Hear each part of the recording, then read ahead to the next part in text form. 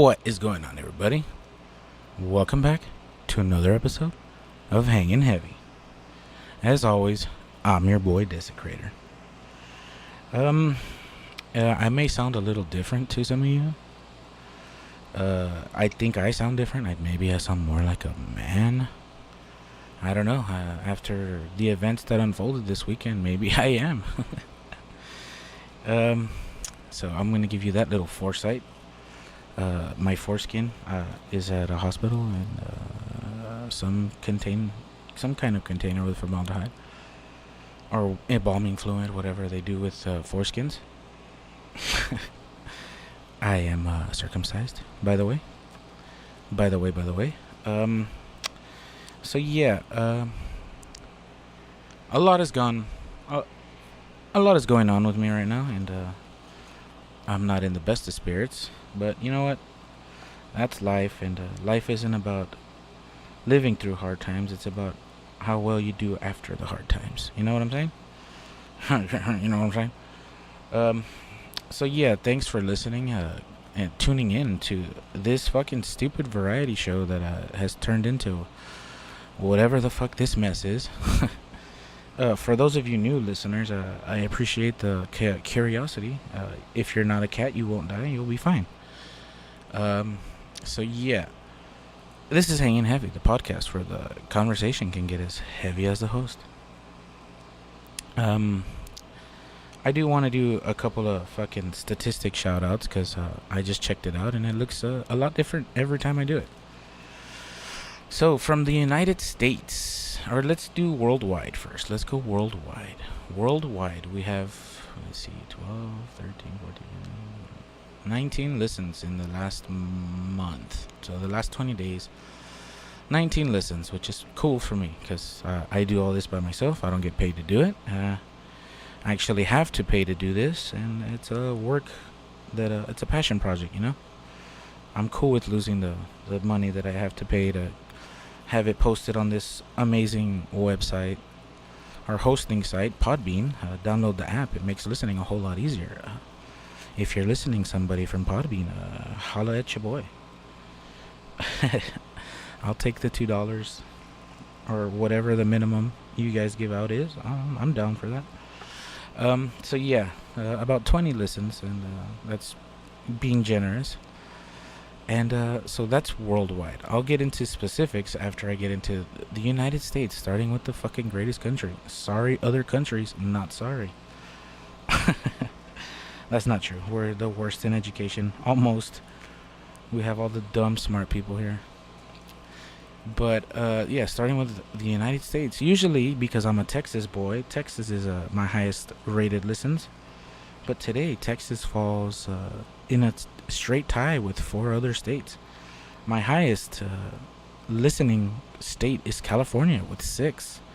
So, holla at them West Side boys and girls, and asexuals or pansexual, whatever the fucking correct vernacular is. Following in with a 4-way tie, Colorado, Tennessee, Texas, and Wisconsin with a listen each. Let's see if we have any from the brethren in the Great White North. Nope, I'm sorry. But worldwide, we have 3 listens from Germany, 2 in Finland, and 2 from the United Kingdom. So thank you for being a hop, skip, a jump away, diversifying the fucking listeners of Hanging Heavy. So yeah, I appreciate it. If you guys want to go ahead and give me a shout out on your social media, that this show's fucking out there and it's original, because this guy does it all by himself. He makes his own music. He does his own production. I'm a one-man band, boys and girls and people. It's 2019. Stop being afraid of houses and pickles. Yeah, let's go with that. So you may hear a slight humming in the background or some low noise. I have an air conditioner going right now because I do live in Texas, and if you don't know anything about Texas, it's hot all the time. It's about close to 1, a quarter to 1 that I'm recording this, and it's 86 degrees outside. So for most of you people, that's your summer days, and this is nighttime. So yeah, I'm gonna play a nice little soft little harp music in the background while I tell my whimsical tale that I have to tell. So me and the boys, we took some time off from work so that we could enjoy the company of each other under the correct circumstances, seeing as we all live in different cities now, and we all wanted to go see the musical stylings of a very specific and very popular DJ. So he's a big name in the EDM community, and for those of you that don't partake, check him out. He's fucking the bomb diggity, no doubt. Shout out to Montel Jordan. But yeah, this fucking very well-known and highly respected DJ goes by the name Flux Pavilion. And this motherfucker got the jams. So you know what? I've never seen a DJ. I mean, yes, I have. I've seen Infected Mushrooms. Infected Mushroom? I don't think there's a plural, but there's 2 dudes in this group, and oh fuck, I'm getting off track. Okay, so we go out of town. Me and a friend of mine, Dirty Ranch. He's been on the podcast before, and we drive almost a 4-hour drive from where we live to the town where the venue is, where my good friend Carhart lives. Also been on the podcast. So we go there, right? And I'm gonna give you a very detailed summary of what happened, because it all is it's all part of the experience of my experience. So yeah, shit at work has been going kind of rough, so I needed a break. If you know what it's like to be shit on a constant basis at work, then me too. So fucking, we're halfway through there, and I start feeling flushed. Like my body starts to feel hot, and I feel tired, like flu-like symptoms, pretty much. And I text my good friend Carhart, man, if I don't feel any better by the time we get to the room, I'm probably not gonna make the show, dude. I feel fucking ass. Sell the ticket and make some money off of it, dude, and I'm fucking sorry. He then fucking goes on to berate me for being a fucking pussy, a bitch. And you know what? Fuck you. I didn't feel good. And as much as I wanted to see this guy's one of my favorite DJs. I was feeling that bad, right? I was willing to fucking miss the show. But I mean, when your friends fucking give you shit, like, yeah, okay, fucking peer pressure is a motherfucker. So, I fucking tell him, well, let me just chill at the fucking hotel for a little bit, and if I feel better, I'll fucking go, right? I'll muscle through it. I may not enjoy it as much as I want, but I'll do it, because fucking, I want to be there with my boys, right? So I take a couple ibuprofen, and it helps. It helps. I'm not gonna say it didn't. It helped. I felt better, right? And I bought a bottle of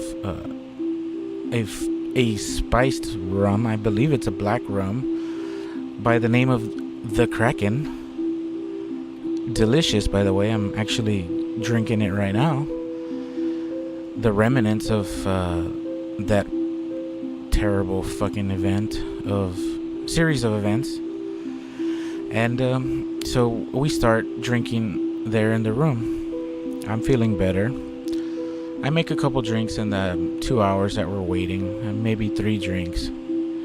And Carhart for some reason is very gung-ho, and he's, I think, 5 drinks in at this point by the time we leave. He tells us it doesn't start till 10. I mean, we don't even have to get there at 10 because that's when they open the venue. Shows never run on time, and I was in a band, and it never fucking goes that way. Shit is always late. And I've been to so many shows that, that's just how it goes. It's more of an estimation than a specific time. So we fucking leave there, and we arrive, and we have tickets in hand. Oh, fuck. We get in, and there's fucking some nobody spinning the turntables, you know. The music's okay, but we're just getting situated and getting ready to fucking throw down the fucking punch, the fucking ponchis. That's what we call it down here south, feller. Ponchis is what you call fucking hard ass techno or EDM, as the younguns call it now. So fucking I forget to mention the boy 3 Bills, Dirty Saint. He's a big boy like myself. So we just have a natural tolerance because we're fat as fuck. So when we hang, we expect people to hang because we have a natural resistance because of all the fat. And it gets by us. All of our boys are fucking skinny motherfuckers. Especially Carhartt. He's a small, very Spaniard looking motherfucker. And he gets a little gung-ho, and let's just say he partaked a little too much. The second DJ goes on, and it starts off kind of slow, but then his set starts fucking getting going, right? And the bartender, by this time, we've got more than, I would say, a dozen. Not a dozen, that's way too many. Like maybe 6 drinks in. So, we're feeling loose. We're feeling good. The music's starting to turn up again, as the kids say. And I noticed the bartender that's been helping us. He's very energetic. He's fucking cool, right? We're cool with this guy. I noticed his shirt says SUCIO. For those of you non-bilingual people, that says sucio, the Spanish word for dirty. So I'm feeling good, and we already have a good rapport with the guy. So I call him over, and I'm like, hey man, that shirt, does this company make you wear that as a work attire? Like, are you forced to wear that? And he laughs. He looks down at his shirt, and he's like, I'm fucking dirty, baby. And as soon as he said that, I fucking got so hype. That was like the best response. He's a white guy, I may add. So he said, I'm fucking dirty, baby. And he was fucking hype. So I said, you're fucking sucio, dude. Fuck yes. I fucking love you, sucio. So we referred to him as sucio the whole night. So for, again, those that you don't speak Spanish, we kept calling him dirty. Dirty, let me describe him now, because it's going to matter a lot later. I would roughly gauge him about 6'4", maybe around 250, 275. Medium muscular build. Fucking ball of energy, this guy. He's fucking pounding Red Bulls, and he's fucking loving the music. And this is where the great story takes a dark turn, judging by the music dropout. I kind of forget about Carhartt for a little bit because he's talking to people amongst him. That's what you go to shows for, right? You mingle. And there's a dude next to him, and he's fucked up already. And like, he turns to us and he kind of mocks him because he's already drunk. Like, what a pussy. So early, you fucking bitch. Okay, so that guy that was DJing, his music got fucking awesome. I was recording the crowd reacting to this dude's music. I was pumped. And fucking my boy 3 Bills is fucking doing work with some broad from Boston, I guess. At least that's what she told him.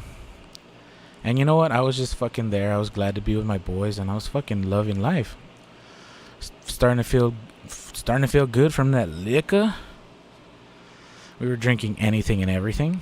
And at this point, fucking Sucio was loving us. I mean, we tipped him well, as you do, but he started fucking slinging free drinks. There was a bartender with him, and she was fucking, like, no one fucking was asking her for help. So, I mean, we started fucking throwing love to her, and fucking, she started feeling good. She started fucking throwing us free drinks, and fuck, I mean, it was a good all-around experience. So the next fucking guy goes on. I don't even remember who it was. It was Siren, the co-headliner of the show. So that means Flux is coming on soon. And at this time, it's already midnight. So we were there for 2 hours, fucking drinking hard, fucking jamming, and we have to go take a piss. And this is one where another precursor. I already mentioned. Carhartt had already been 5 drinks deep before we left. On the way out, there's a sectioned off portion for VIP with stanchions and shit. You know, those elastic ropes, basically. And he fucking stage dives off of one and eats shit. Again, for those of you that don't know the vernacular, eat shit means to fucking fall on your face and eat the dirt. The shit on the ground, pretty much. And the people were in the vicinity that we were at. I mean, fucking everyone is there, like, to have a good time. Everyone fucking was like, oh, fuck. And, like, they made a little bit of a spectacle about it. And fucking they immediately picked him up, right? Like, before I could even get to him, and I was right behind him. So everyone was there to enjoy the fucking show, right? Everyone's there to help each other out.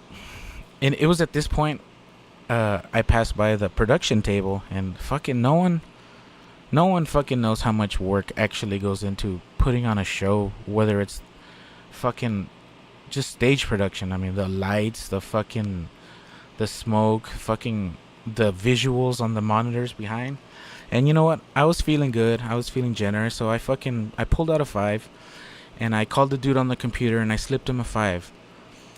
And he looked at it, and he looked at me, and he was like, no, man, I'm not the DJ. And I said, nah, dude, you're doing the work that no one understands. At a club, no one's gonna hear what we're saying to each other, but I waved it off like, nah, dude, you keep it. It's yours. And I turned around before he could give it back to me, and I walked away. So I'm sure that guy was like, fucking awesome, dude. Somebody finally appreciated the work that we do, because it is a motherfucker. So fucking Carhartt's already walking back to where we were. And I was kind of laughing at his dumb ass for falling. Again, the club is packed. Shit happens, right? But I'd rather it be him and his skinny little ass than my fat ass, because it would take twice as many people to pick me up. So we get back to where we're at, right? And fucking Sucio, and I don't even know the fucking female bartender's name, but I'll call her Dolly. Fucking Dolly was hooking it up, right? So we were stuck to that section of the bar. We weren't leaving. We were a crew at this point. We were all fucking jamming. We were vibing and shit. And this next dude, his shit starts getting real heavy, right? And the fucking music's going crazy or whatever. And I look to my right, and fucking Carhartt is kind of, like, at this point, we were all pretty fucked up already. I look over to my right, and I see what I thought was Carhartt arguing with the guy that was super fucked up already, either about a drink or some shit. And my boy Carhartt grabs him, and I was like, oh, I don't know, maybe they're fucking joking around or whatever. So I fucking turn around, and I'm enjoying the vibes, and I notice Sucio fucking takes immediate action, and he had to go around the bar, but I mean, he did it in a blink of an eye. He cut through all of the fucking people around the bar, and that caught my attention because he's a big dude, right? So I looked to where he's going, and he immediately puts Carhartt into a fucking chokehold. He fucking throws that fucking python around his neck, and immediately, and quite gingerly in that position, very nicely escorts him outside. I see this, and my boy 3 Bills, Dirty Saint, motherfucking ranch. He's putting in work with this broad, right? Excuse me, this female, lovely female. At least he fell in love with her. He was kind of busy talking to her, right? So I was like, fuck, I gotta go get my boy, right? He's getting fucking chokehold. And I was like, no, Susio, no. Susio, I love you, Susio. What are you doing? You're making me choose between you and one of my best friends. Susio, don't do this to me. So I fucking bolt. I go after my boy. That was all internal argument, by the way. And fucking, I shout out Bills, as I call him. I say, Bills, we gotta go. He realizes that fucking Carhartt is no longer with us, and he sees me booking it. A big boy moving fast, that means some shit's going down. So he comes as quickly as he can, cut through the people. Again, he's fucking 6'2", fucking 350 plus. He's a big motherfucker too, right? So I mean, it takes time to part the seas. So I get outside and they fucking throw my boy Carhartt up against the wall outside, and they say he's fucking done. He's out. And Susio, I guess he didn't see me because I didn't see him after my boy. I just noticed my boy on the fucking side of the building, fucking thrown on the ground. And I go to pick him up, and fucking, I was like, well, looks like we're done for the night. And Bills comes out, and Bills is fucking riled up too, right? I mean, he's got the baby seed going through his brain already. He's putting in a lot of work with this chick, and you know, we came a long way, and fucking Carhartt's my boy, and I'll fucking ride or die for him, right? So after a little bit of arguing of what the fuck we're gonna do, I tell Bills, look, dude, you drove us here. We paid for the fucking night. At least go watch the show. One of us has to fucking enjoy it. So it took a little coercing, but he was like, all right, fine, fuck it. But I'm going to come out early before the show ends so that we don't get split up. And I was like, yeah, all right, whatever. I fucking wrangle Carhartt, and I walk him across the street away from the police. And we sit up against the wall, and he's not getting any better. So I pull him up again because where we were at is a very crowded and very well-known street in the area. I'm not going to say where because you don't need to know. It doesn't matter. But if you... Oh, fuck it. I'm not even going to give you that much of the insight. I take him to an alleyway so that if he does have to throw up, we're not going to get fucking picked up off the street by the police. And as soon as I fucking put him down to where he can sit down, he starts vomitus erectus, right? He's fucking tossing cookies farther than somebody that can throw far, fuck. And he commences to expel all the evil from him, right? This goes on for 30 minutes or whatever, and I realize he's just dry heaving, and I post him up. I say, look, dude, I'm going to go get you some water. Don't fucking move. Clearly, he's not going anywhere.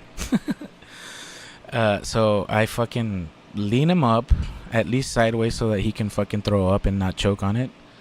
And I go to the nearest open store, and I buy a fucking tall glass of Gatorade because it has electrolytes. For some reason, I thought it was a great idea to buy some cigarettes and a lighter. I don't know why the fuck. I thought maybe the fucking smoke would shock him back to life or fucking whatever. So as soon as I'm walking out, I don't even think about buying the cigarettes. I just feel like, hey, give me a pack of smokes, whatever, fucking.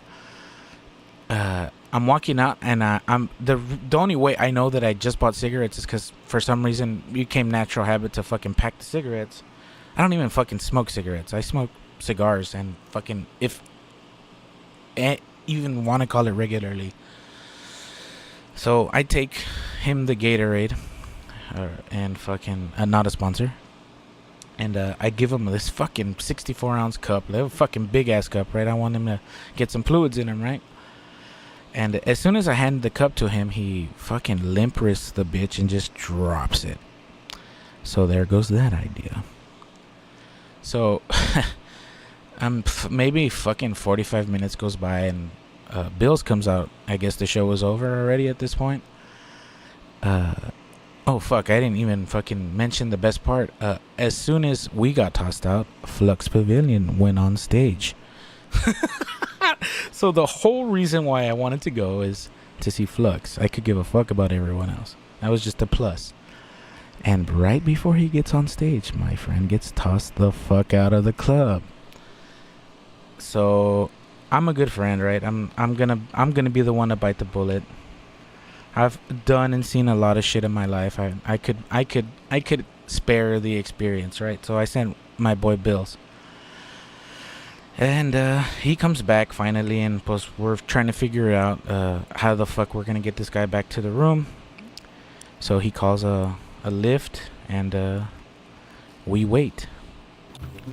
So while we're waiting for this Uber, Lyft, fucking Swift, lick my ass, car rental, whatever the fuck service, he pulls up pretty quick because, like I said, this is a very popular area of the city, and a lot of people get fucked up there.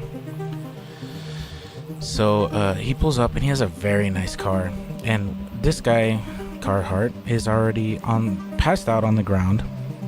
I pulled him out of the alley.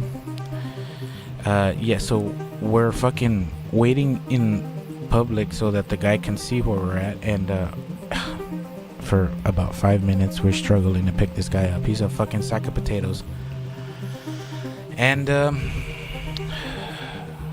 he can't get up, and we can't fucking get him up fast enough and efficient enough to put him into a vehicle.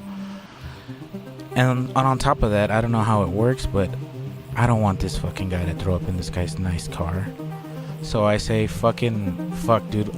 I don't trust this fucking guy to not fuck this guy's car up. Go to the room and bring your car. So we worked that out, right? Bills goes to the room. We were pretty close to it. But then I guess he fucking feels how fucked up he is at this point. So he goes to the room and he fucking tries to sober up. Takes a shit. When you're a big boy, a shit takes a long time. So he leaves probably a little bit before 2, and by the time he fucking gets back, it's 3 o'clock.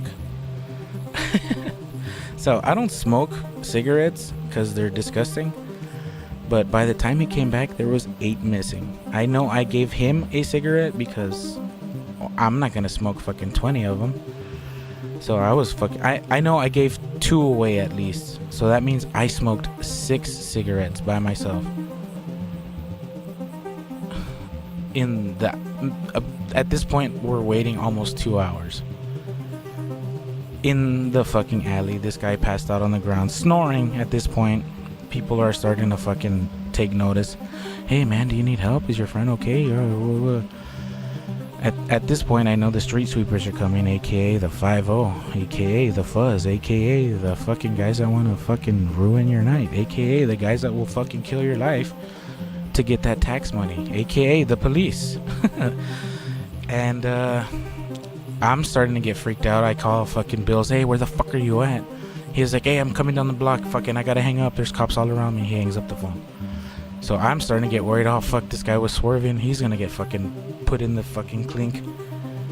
So now I gotta worry about 2 fucking boys. I'm fucking stressing the fuck out. I'm drunk as fuck, burning through cigarettes at this point. And he finally pulls around the corner, and we fucking put Carhartt into the fucking car.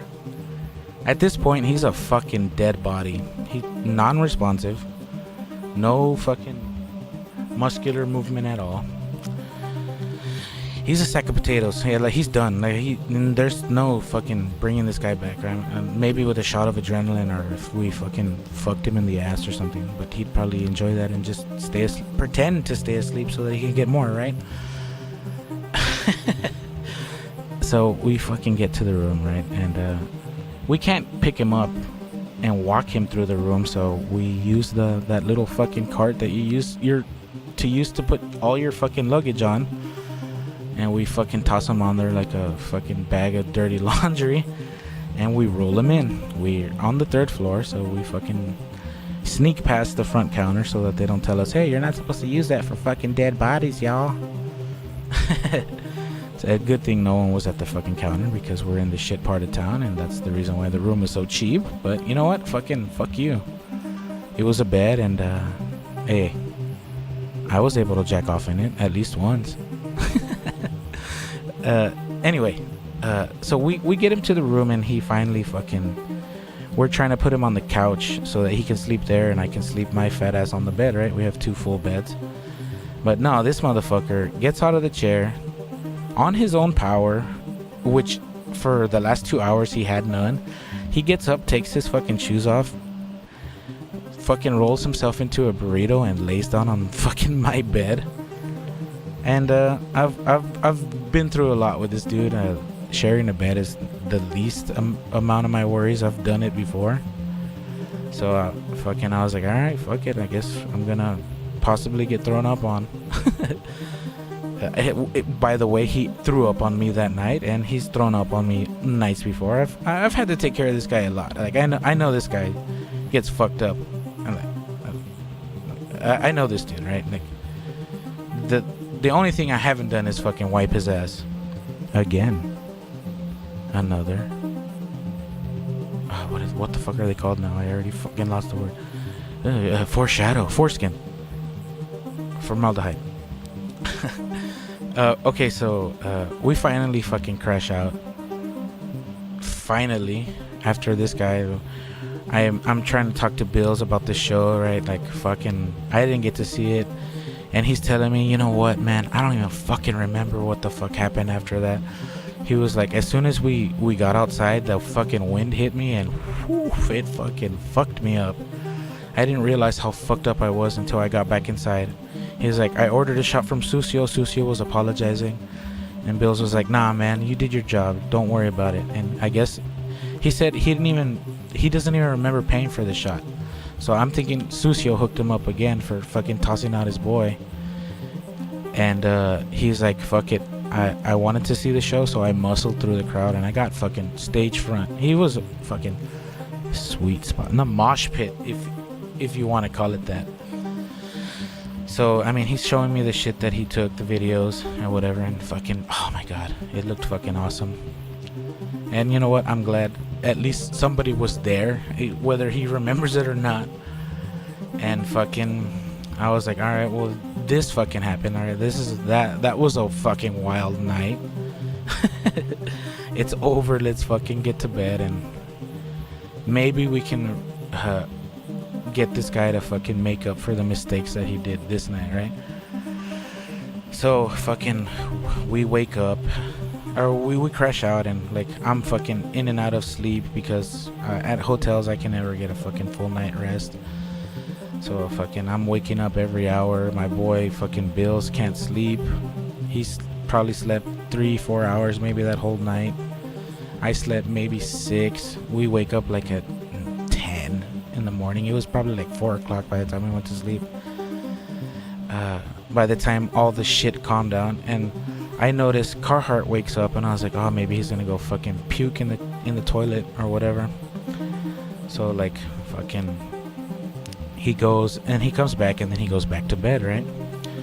So fuck, at this point my stomach is starting to hurt a little bit. All those fucking mixed drinks and beers and shots are fucking my stomach up, right? I had to take a shit. So I go, and I'm sitting there on the toilet, and I realized Carhartt went before me, and for some reason this guy's fucking shits are rancid. His farts are fucking disgusting. He smells like he's dying on the inside. So fucking, I cracked the door open, and Bills is awake, obviously.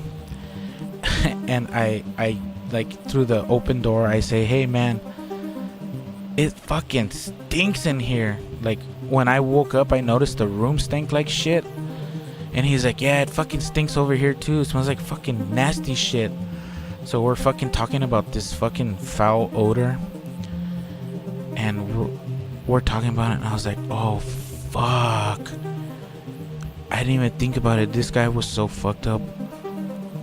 What if he shit the bed? And he's like, oh fuck. So I finish my shit, and I distinctly remember telling Bills, dude, I don't know what the fuck he ate, but it smells like he took a shit right here on the fucking floor. Like, it doesn't smell like he flushed it at all. Like, it stinks like fucking concentrated shit right here. So I get out, I finish my business, right? I go and I lay down, and I'm like, dude, what if he fucking shit himself here in the bed? And he's like, fucking check him. I'm like, nah, fuck that. So I very fucking firmly wake him up. I tell him, Carhartt, hey man, did you shit yourself? And he's still fucked up. No, I didn't shit. I was like, dude, did you shit yourself? Because it fucking stinks in this whole room like fucking shit. No. I was like, dude, fucking put your hand in between your ass cheeks and check if there's any shit. And Bills is like, hey, maybe you didn't wipe, dude. Fucking check. It stinks, like, for real. And he kept fucking denying it, right? And at this point, I'm getting a little frustrated, right? I have to sleep next to this motherfucker, and if he shit in the bed, I'm gonna fucking lay in it, and I ain't about that. So fucking, I'm at this point, he's denying it so much. I'm like, dude, just please put your hand in your underwears and check if you didn't fucking shit yourself. Please, dude, do that for me. And he's like, no, I'm not gonna do it. I didn't shit myself. I was about to put my fucking hand down his pants to check myself. But you know what? I took his word for it. And I was like, alright, fuck it, whatever. It just stinks in here. He probably shit with the door open. And all the fumes escaped.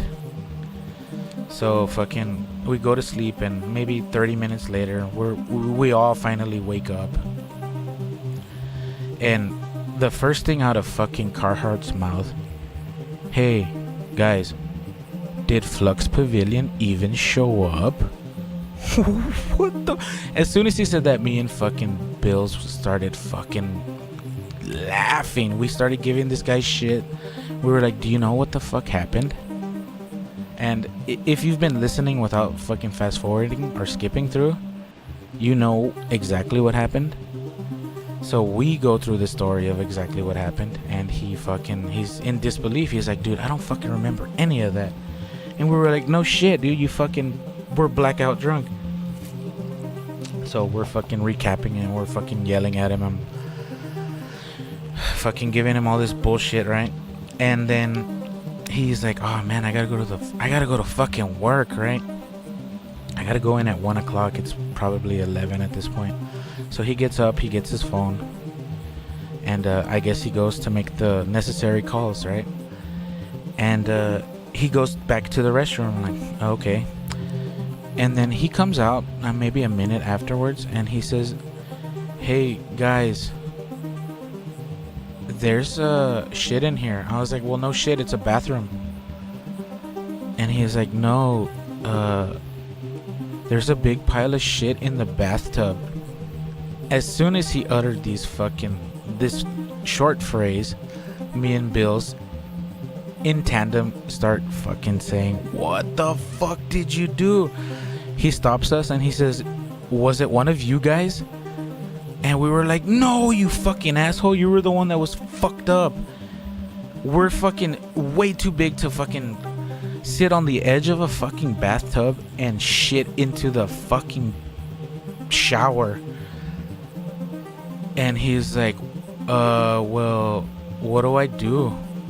And we're like, fucking clean it, it was you. In disbelief, I fucking jump out of bed. And I go and I check. And lo and behold, behind the shower curtain that I didn't even think to move, because who the fuck shits in a bathtub? I moved this shower curtain, and there's a fucking big black pile of shit, ever so carefully fucking placed in the fucking shower.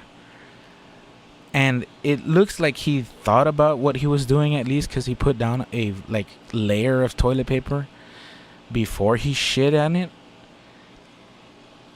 And then you can tell he wiped his ass with said toilet paper and then threw it into the shower. And everything was wet. No one had taken a shower at this point yet. So I don't know if he had pissed on the toilet paper afterwards or he tried to flush it by turning the water on. But fucking, we started yelling at him to clean this shit, right? So he's cleaning it up, and I go to make sure that he fucking doesn't just smear it around the fucking shower floor. Because he's in a bit of a stupor, right? He's in the fog of a nasty hangover. I go to check, and he's done cleaning it up, and he looks at me and he says, "But this doesn't make any sense."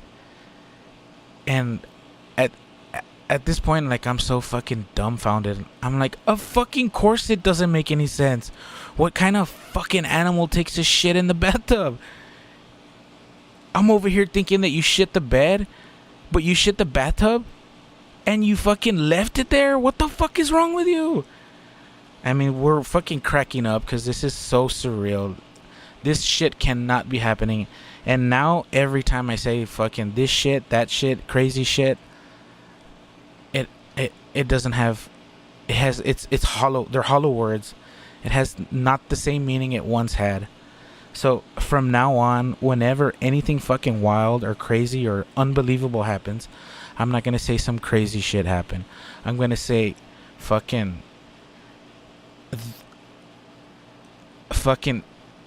shit the shower crazy. Like fucking so unbelievable that I shit the shower. Like, what the fuck?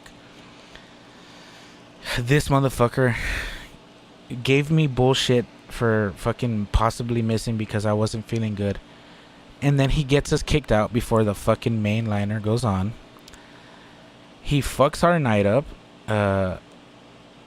He fucking makes me as uncomfortable as possible because he's drunk as fuck and I'm afraid to get puked on while I'm asleep. And then lo and behold, this entire time there was a fucking steaming pile of shit just fuming the fucking hotel room for who knows how long. And that